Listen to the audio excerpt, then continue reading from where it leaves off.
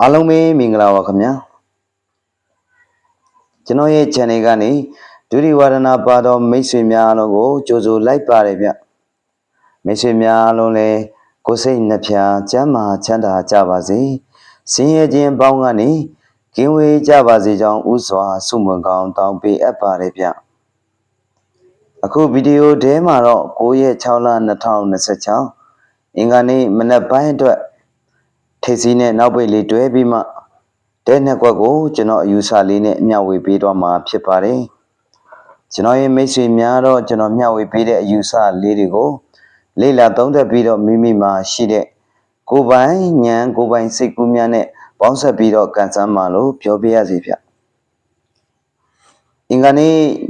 sorry ဗျတနင်္လာနေ့ညနေပိုင်းမှာတော့ကျွန်တော်168ထိပ်စီးနေပေါ့နော်3.5 break လေးနဲ့တွဲပြီးတော့တင်ပေးလိုက်ပါတယ်ဗျကျွန်တော်8ထိပ်စီးလေးတော့လာခဲ့ပေါ့နော်168ထိပ်စီးက8ထိပ်လေးဆင်းလာတယ်ကျွန်တော်ပေါ့နော်အဲ့ချိန်မှာ8နှစ်တကွက်ကိုတော့မျှော်မိတာပါဗျာနော်ကျွန်တော်နောက်ဆုံးပြီးကန်ဒီလေးမှာကျွန်တော်မိတ်ဆွေများလည်းတွေ့မှာပါဗောနော်ကျွန်တော်80ကနေတပွင့်တိုးပြီးတော့81ပေါ့နော်ကျွန်တော်28မိနစ်နာတော့ရောက်ပြီ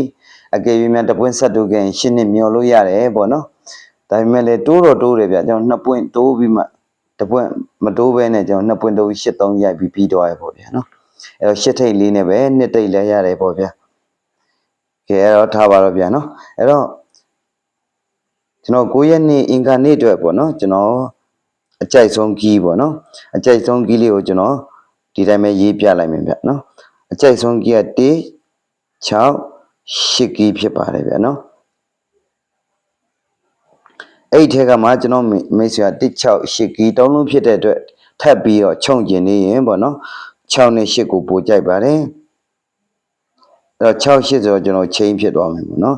အဲ့ဒါကိုမှကျွန်တော်မိတ်ဆွေနှလုံးများနေသေးတယ်ဆိုရင်တော့ကျွန်တော်က8အကြိုက်ဆုံးဖြစ်ပါတယ်ဗျအဲ့တော့ကဒါလေးဒီပေါ့နော်ကျွန်တော်မိတ်ဆွေများအတွက်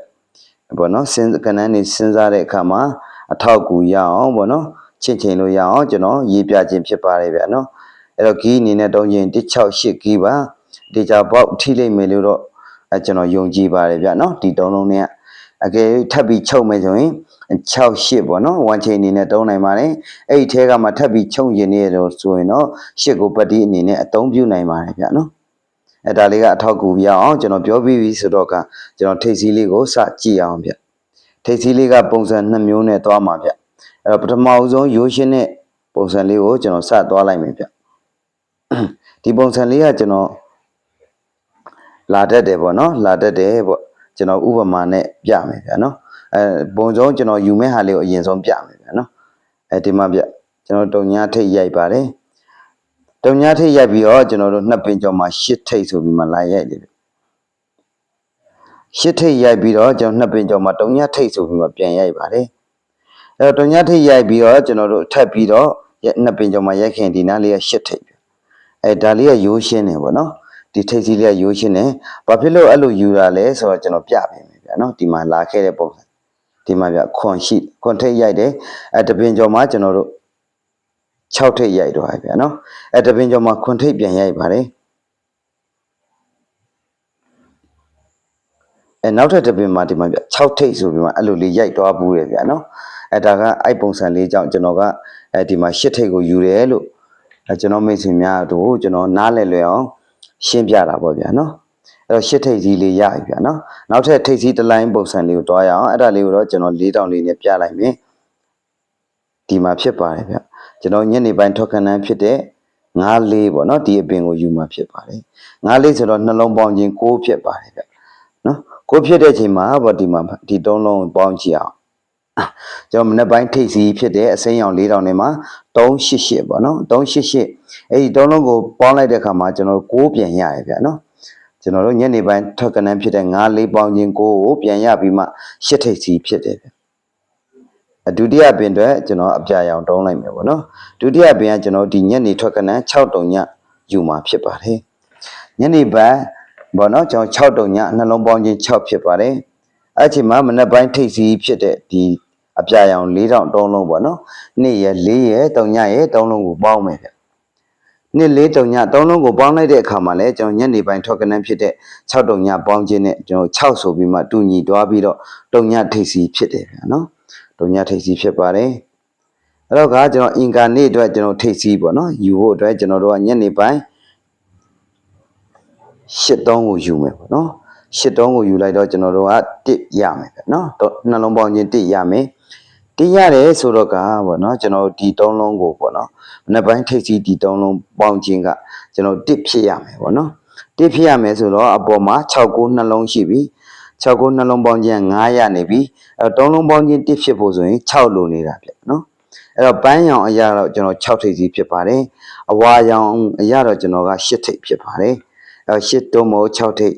အဲ့ဒါဒီကျွန်တော်ဒီဘက်မှာပြထားတဲ့ကျွန်တော်ကီးပေါ့နော် one chain ပေါ့နော်ဒါလေးတွေနဲ့လည်းကိုက်ညီနေတယ်ဗျာနော်ဒါလေးတွေနဲ့လည်းကိုက်ညီနေပါတယ်အဲ့တော့နောက်ပိတ်ကတော့ပုံစံမျိုးမျိုးယူလို့ရပါတယ်ဗျာနော်ကျွန်တော်ကတော့ဒီပုံစံလေးတဘောကြလို့ဒါလေးကိုယူလိုက်မယ်ဗျာနော်ဘယ်လိုပုံစံယူမလဲဆိုတော့ကနောက်ပိတ်အတွက်တော့ကျွန်တော်အနီရောင်တွေပဲတုံးလိုက်တော့မယ်ဒီမှာ8ရှိတယ်ဗျာနော်8ရှိတဲ့အချိန်မှာကျွန်တော်နောက်တစ်ပင်ကျော်မှာ8ဆိုတော့နှလုံးပေါင်းခြင်းက6ဖြစ်တယ်ဗျာနော်နှလုံးပေါင်းခြင်းပေါ့နော်တစ်ပင်ကျော်နှလုံးပေါင်းခြင်းက6ဖြစ်ပြီးတော့ကျွန်တော်တို့8ထိပ်စီနဲ့တွဲပြီးတော့8လို့တွဲဆင်းပါတယ်ဗျဒုတိယပင်မှာပေါ့နော်ဒုတိယပင်ကိုတော့ကျွန်တော်ခရမ်းရောင်တုံးလိုက်မယ်ပေါ့နော်ဒီမှာ4ပေါ့နော်4ဖြစ်တဲ့တစ်ပင်ကျော်မှာကျွန်တော်2ဖြစ်ပါတယ်တစ်ပင်ကျော်အဝိုင်း2ဝိုင်းပေါင်းခြင်း4 2 6ဆိုပြီးမှပထမပင်လိုပဲပေါ့နော်8ပေါင်းခြင်းလိုပဲ6တူညီပါတယ်အဲ့ချိန်မှာတုံညထိတ်နဲ့တွဲပြီးတော့တုံည2ဆင်းနေပြီ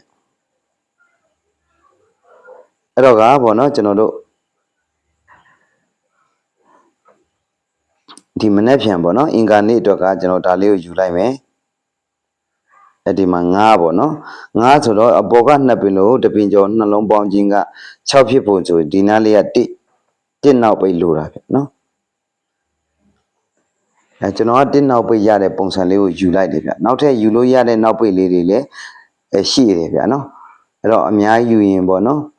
ဟိုကလည်းဖြစ်မှာဆိုဗျာများမှာဆိုလို့ပေါ့နော်တစ်ကိုဘာကြောင့်ယူရလဲဆိုတာလေကျွန်တော်တခြား site လေးတွေမှာတွေ့နေရလို့ကျွန်တော်တစ်ကိုယူလိုက်တာဗျနော်ဒီမှာကီးမှာလည်းပါနေပေါ့နော်အဲ့တော့ကကျွန်တော်ထိပ်စီးလဲရပြီနောက်ပိတ်လဲရပြီပေါ့နော်အဲ့တော့ဒါလေးထိပ်စီးနဲ့နောက်ပိတ်လေးမတွဲခင်မှာကျွန်တော်ဂျားဖြက်လေးပြောပြရစီဗျကျွန်တော်ရဲ့ကဏ္ဍလေးတွေကိုပဲဖြစ်ဖြစ်ပေါ့နော်ကျွန်တော်မိတ်ဆွေအကြိုက်ကဏ္ဍများကိုပဲဖြစ်ဖြစ်ပေါ့နော်ကျွန်တော်စီမှာ100ချက်ကနေစ၍လာရောက်ထိုးလို့ရပါတယ်ဗျာနော်လုံးဝ100ရာခိုင်နှုန်းယုံကြည်စိတ်ချစွာဖြင့်လာရောက်ထိုးလို့ရပါတယ်ရှေ့မှာကျွန်တော်ရဲ့မိတ်ဆွေဟောင်းများအတိဆုံးပဲဖြစ်ပါတယ်ဗျာနော်ကျွန်တော်မမှန်ကန်ခဲ့ရင်အခုချိန်ဆိုရင် YouTube ပေါ်မှာကျွန်တော်ရက်တီလို့မရပါဘူးဗျာနော်ဒါဟာကျွန်တော်စီမှာယုံကြည်စွာနဲ့လာရောက်ကစားနိုင်တဲ့အကြောင်းဒါအကောင်းဆုံးတက်တည်ပါပဲဗျာနော်အဲ့တော့ကျွန်တော်ကဏ္ဍလေးတွေကြိုက်တယ်ဒါမှမဟုတ်ရင်မိတ်ဆွေမှာလည်းအကြိုက်ကဏ္ဍလေးတွေရှိတယ်ဆိုရင်ပေါ့နော်100ချက်မှစပြီးကျွန်တော်စီမှာဒီနံပါတ်ဒီနေရာလေးကနေဆက်တွဲပြီးတော့လာရောက်ထိုးလို့ရပါတယ်ဗျနော်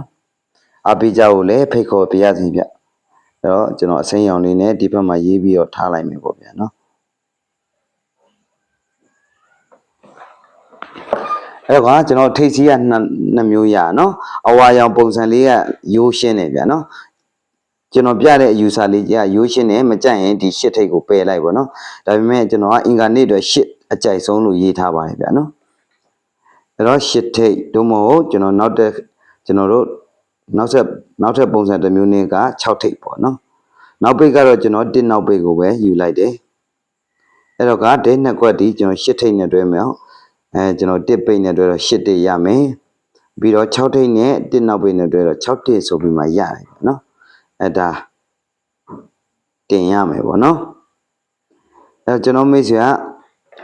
86ထိပ်စီကိုကြိုက်တာလေးနဲ့တွဲနိုင်ပါတယ်ကျွန်တော်ကတော့ဒါလေးကိုပို့ကြိုက်ပါတယ်ဗျာနော်ကျွန်တော်မိတ်ဆွေရန်ချင်တယ်ဆိုရင်ပေါ့နော်ရန်ကွက်လေးအနေနဲ့ထည့်ချင်ရင်ဒါလေးကိုခွေလိုက်ဗျာနော်အဲ့ဒါလေးကိုခွေလိုက်ပါဗျာနော်1 3 6 8ခွေပေါ့နော် အဲ့အခွေထဲမှာပေါ့ပါတွေကိုဦးစားပေးပြီးပို့ထိုးတင်လဲဆိုရှစ်နဲ့ပတ်သက်တာပေါ့နော်ဒုတိယအနေနဲ့6နဲ့ပတ်သက်တာပေါ့နော်အဲ့တော့ရှစ်နဲ့ပတ်သက်တာအခွေထဲမှာဆိုရင်ရှစ်တစ်ကျွန်တော်အပေါ်ကတင်ခွက်ထဲမှာပါသွားပြီဗျာနော်ရှစ်တစ်အပေါ်ကတင်ခွက်ထဲမှာပါသွားပြီရှစ်တုံးကတော့ပြန်ကြကြီးဖြစ်မှာဗျာနော်အဲ့တော့နောက်တစ်ခွက်ကရှစ်6ဖြစ်မယ်ပေါ့နော်အဲ့တော့ရှစ်နဲ့ပတ်သက်တာဆိုရင်ပြန်ကြမကြိုက်တော့ရှစ်တစ်ရှစ်6ဒီအဓိကပေါ့ဗျာနော်ဒုတိယအနေနဲ့6ပေါ့နော်အခွေထဲမှာ6တစ်ဒီကျွန်တော်အပေါ်မှာတင်ခွက်ပါပြီပေါ့နော်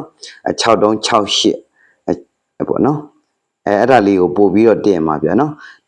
အဲ့တော့ကျန်တဲ့1နဲ့3နဲ့တွဲတာလေးတော့ပပလေးပေါ့ဗျာနော်အဲ့ရန်ကျင်တော့ဒီခွေလေးကိုရန်နိုင်ပါတယ်ဗျအဲ့တော့ဘာပဲပြောပေါ့နော်ကျွန်တော်လည်းကျွန်တော်မိတ်ဆွေများကိုပေါက်ကနန်းလေးတွေကိုစူးစမ်းပြီးတော့ရှာဖွေပေးချင်ပါတယ်ဗျာနော်ဒါပေမဲ့လည်းကျွန်တော်တို့မှာပေါ့နော်ကျွန်တော်မိတ်ဆွေရဲ့ကံလည်းရှိတယ်ကျွန်တော်ရဲ့ကံလည်းရှိအောင်မယ်ဗျာနော်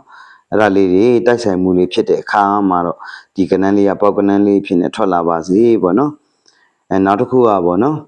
ကျွန်တော်မိတ်ဆွေများမှာလည်းကိုယ်ပိုင်ဒါညံလေးတွေရှိတယ်ပေါ့ဗျာကျွန်တော်ပြပေးတယ်ဆိုပေမဲ့လည်းပေါ့ကျွန်တော်ကဒါလေးကြောင့်ဒီစာလေးယူပါတယ်ဆိုပေမဲ့လည်းမျက်လုံးမိတ်စုံမိတ်ပြီးတော့လိုက်လို့ဆရာမလို့ပါဘူးဗျာနော်ကျွန်တော်ရှေ့မှာပြောခဲ့တယ်လို့ပဲလေ့လာပါကိုယ့်ရဲ့စိတ်ကူးလေးနဲ့အကြိုက်တူတဲ့ခါသုံးပါပေါ့ဗျာနော်ဒီလိုလေးပဲပြောပြရစီဗျဒီလိုပြောရတဲ့အကြောင်းရင်းကကျွန်တော်လွဲတဲ့အခါလေးတွေလည်းရှိတယ်အဲ့ခါကျကျွန်တော်မိတ်ဆွေမိကရှုံးကြမယ်ပေါ့နော်ဒါလေးတွေကြောင့်ဖြစ်ပါတယ်အဲ့တော့ကျွန်တော်ရဲ့စေတနာလေးတွေကိုဒီဗီဒီယိုထဲမှာမြင်လိုက်မယ်လို့လည်းမျှော်လင့်မိပါတယ်ဗျာနော်ကျွန်တော်ရဲ့စေတနာလေးကိုမြင်မိလို့ပေါ့နော်ကျွန်တော်ဟိုပေါ့နော်ဒီပေါ့အကြိုက်ကနန်းလေးတွေကိုကျွန်တော်ဒီမှာလာရောက်အားပေးဖို့လေပေါ့နော်ကျွန်တော်ဖိတ်ခေါ်ပါတယ်ပေါ့နော်အားပေးခြင်းနဲ့ဆိုရင်ကျွန်တော်ရေးထားတဲ့နံပါတ်ပေါ့နော်ဒီမှာအစိမ်းရောင်လေးနဲ့ရေးပြထားတယ်အဲ့ဒီနေရာလေးကနေဆက်တွေ့ပါဗျာနော်အဲ့တော့ YouTube ကမိတ်ဆွေများပေါ့နော်ကျွန်တော်ဗီဒီယိုလေးကိုဝင်ရောက်ကြည့်ရှုတွားကြတဲ့အတွက်လည်းတယောက်ချင်းစီတိုင်းကိုကျေးဇူးတင်ပါတယ်ကျွန်တော်စီမှာလာရောက်အားပေးပြီးတော့ထိုးနေကြတဲ့မိတ်ဆွေတယောက်ချင်းစီတိုင်းကိုလည်းပေါ့နော်ကျေးဇူးအများကြီးတင်ပါတယ်ကျွန်တော်ရဲ့စိတ်မှာပေါ့နော်ကျွန်တော်ရဲ့ YouTube ကပေါ့ဝါဒနာရှင်မိတ်ဆွေများအတွက်အမြဲတမ်းပေါ့နော်ဥထိတ်ထားလျက်ပါဥထိတ်ထားလျက်ပါဗျဒါဒီမှန်တော်စကားဖြစ်ပါတယ်အဲ့တော့ကျွန်တော်ရဲ့ဗီဒီယိုလေးလည်းမိနစ်လေးရှည်သွားပြီဆိုတော့ဒီမှာပဲရက်လိုက်မယ်ဗျနော်